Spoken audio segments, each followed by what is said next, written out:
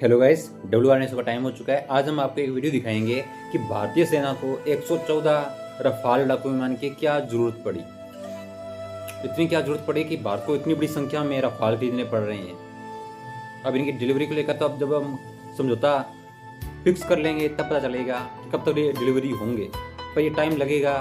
पर इस कमी को हम कैसे पूरा कर सकते हैं? तो हमारे भारत में तेजस आ रहे हैं और भारत के अंदर एमका भी आ रहा है, फाइटर जेट है और रफाल भी आ रहे हैं। अभी 29 जो रफाल है जो जल सेना के लिए खरीद रही है सरकार, वो भी मंजूरी हो चुकी है, समझौता भी हो चुका है और आ भी रहे हैं, स्टार्ट भी हो जाएंगे। 2029 तक सारे आ जाएंगे भारत के अंदर। तो ये भी डिलीवरी मेरे को लगता है 2040-45 तक पूरी होगी, जो 114 लड़ाकू विमान खरीदने का समझौता होगी। अभी तो इस पर समझौता होगा दोनों देशों के बीच में, तब जाकर है।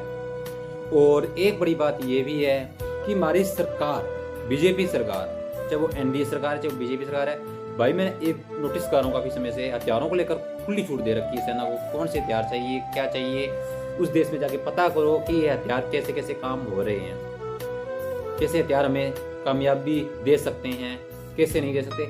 ये चीज़ कांग्रेस टाइम में भी थी, पर कुछ आज से 20 साल पहले थी कि सेना को लेकर हर चीज़ आती थी। अब कुछ भी नहीं आती है।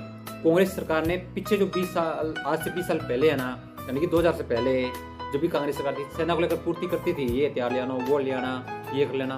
पर अब जो कांग्रेस आई थी ना 2000 के बाद में, ये कांग्रेस ने सस्ता हथियारों को लेकर कोई समझौता ही नहीं किया। घोटाले किए, जबकि देश की सेना रोज कहती थी कि हमारे पास इतने हथियार आने चाहिए, इतने हथियार आने चाहिए, आए ही नहीं भाई।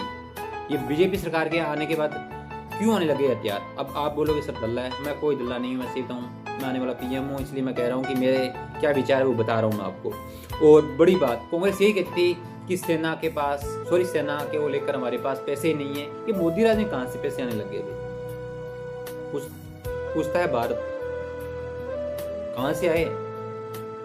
क्या कोई पेड़ पर लग गए हैं क्या पैसे? चलिए आप ये वीडियो देखें, फिर हम आपको कुछ चीजें और दिखाने की कोशिश करते हैं। भारत की रक्षा क्षमताओं को मजबूती देने वाले एक अहम कदम के तहत फ्रांस से 114 राफेल लड़ाकू विमानों की खरीद को भारतीय रक्षा खरीद बोर्ड ने मंजूरी दे दी है। सूत्रों के मुताबिक खबर है कि रक्षा खरीद बोर्ड से 114 रफाल खरीद को मंजूरी दे दी गई है।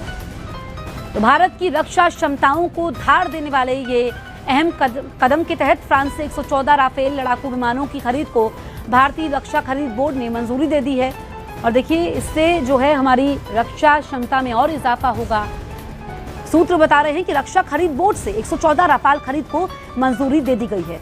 तो भारतीय एयरफोर्स की ताकत अब और बढ़ने वाली है और दबदबा देखने को मिलेगा। रक्षा मामलों की कैबिनेट कमेटी की मोहर लगना अभी बाकी है, लेकिन इससे भारत को काफी फायदा होगा, क्योंकि 114 और रफाल विमान फ्रांस से खरीदने को लेकर की मंजूरी मिल चुकी है। रक्षा खरीद बोर्ड से 114 रफाल विमान को मंजूरी मिल चुकी है, ये सूत्र बता रहे हैं।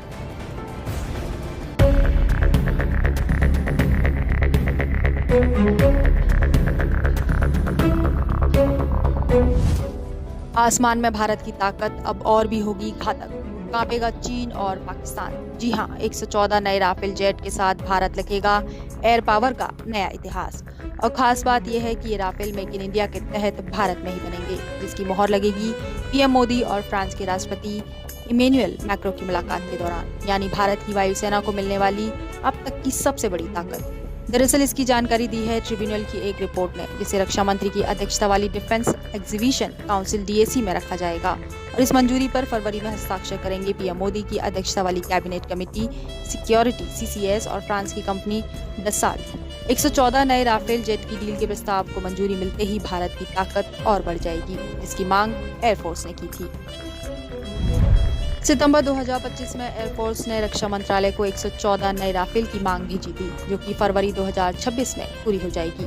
हालांकि भारत के पास पहले से 36 राफेल विमान हैं। वहीं एयरफोर्स के पास 2 स्क्वाड्रन 36-38 विमान शामिल करने के लिए जरूरी इंफ्रास्ट्रक्चर, स्पेयर पार्ट्स और शिक्षित स्टाफ भी मौजूद है। 114 राफेल का निर्माण मेक इन इंडिया के तहत किया जाएगा, जिसे डसाल्ट एविएशन एक भारतीय कंपनी के साथ मिलकर बनाएगी, जिसमें 51% की हिस्सेदारी निभाएगा Dassault Reliance aerospace limited DRAL, और जिसमें भागीदारी निभाएगा अनिल अंबानी की रिलायंस इंफ्रास्ट्रक्चर। तो वहीं इंजन निर्माता साफरान और एवियोनिक्स कंपनी हेल्स की भी जिम्मेदारी होगी। इन विमानों को पूरा करेगी 55 से 60% स्वदेशी कंपनियां। 114 राफेल के निर्माण के साथ ही भारत के पास कुल 176 राफेल विमान हो जाएंगे। सूत्रों के मुताबिक ये राफेल पहले से ज्यादा आधुनिक, बेहतर मिसाइल वाले होंगे। इसके साथ ही और भी खासियत रखते हैं राफेल मरीन फाइटर जेट। ये विमान 50 फीट की ऊंचाई तक उड़ सकते हैं, जो कि मिड एयर रिफ्यूलिंग और एडवांस रडार टेक्नोलॉजी के मौजूदा राफेल से एडवांस्ड होंगे।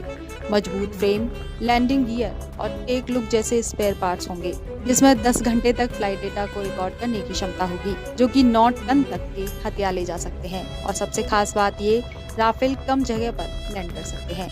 इन राफेल में हवा से हवा में मार करने वाले जहाज रोटी, स्कैल्प, सटीक प्रहार करने वाली मिसाइल शामिल हैं, जिसकी कीमत 3.25 लाख करोड़ बताई जा रही है। इन विमानों से जहां देश की ताकत बढ़ेगी, वहीं हजारों इंजीनियर टेक्नीशियन को रोजगार भी मिलेगा। यानी ये डील भारत की रक्षा को मजबूती प्रदान करने के साथ अर्थव्यवस्था और इंडस्ट्री को भी मजबूत करेगी। अगले महीने फरवरी में फ्रांस के राष्ट्रपति मैक्रो भारत का दौरा करेंगे और पीएम मोदी से मुलाकात के बाद इस सौदे पर अहम फैसला लेंगे। ये महत्वपूर्ण समझौता भारत और फ्रांस के बीच रणनीतिक साझेदारी को और गहरा करेगा। बता दें कि पहलगाम नरसंहार का बदला लेने के लिए भारत ने पाकिस्तान के 9 आतंकी ठिकानों को ध्वस्त किया था, जिनमें भारतीय राफेल फाइटर जेट का इस्तेमाल किया गया था। राफेल फाइटर जेट की ऑपरेशन क्षमताओं को देखते हुए मेक इन इंडिया के तहत फ्रांसीसी लड़ाकू विमान बनाने का फैसला लिया था, जो कि अब सफल होने जा रहा है। ये राफेल मरीन उन्नत सुविधाओं से लैस है, नौसेना की मजबूती के साथ भारत की समुद्री सुरक्षा करेगी, साथ ही रक्षा बाजार में मेक इन इंडिया की साख को स्थापित करेगी।